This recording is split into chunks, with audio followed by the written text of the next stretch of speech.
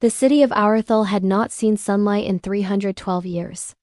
That was not poetry. That was record. The archives beneath the broken cathedral of St. Virel held the final documented sunrise, a painting sealed in resin, depicting gold light spilling over towers that no longer existed. Now Aurithal lived beneath ash. The sky above was a permanent bruise violet, streaked with charcoal clouds. The people moved beneath lantern chains strung between rooftops. Coal furnaces roared day and night, breathing heat into the narrow streets.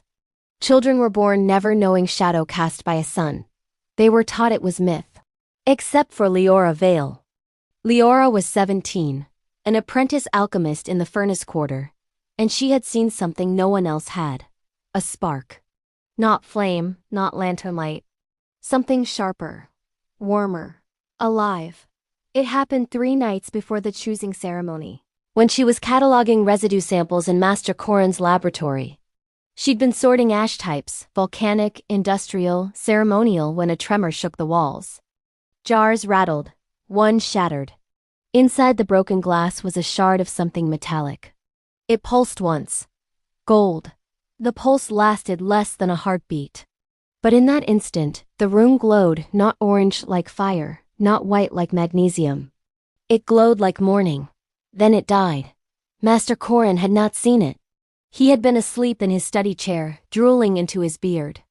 When she told him, he only muttered, "Combustion echo," and returned to snoring. But Leora knew what she had seen. And she knew the choosing ceremony was no coincidence. Every decade, the ruling body of Aurithal, the Council of Embers, selected one apprentice from each district to serve in the spire. It was considered an honor. No one returned from service in the spire. Officially, they ascended. Unofficially, they vanished. Leora had not expected her name to be called. But when Councillor Methus stepped onto the balcony in robes threaded with silver ash, his voice carried over the silent crowd. From the furnace quarter Leora Vale. The crowd gasped. Master Corin dropped his cane.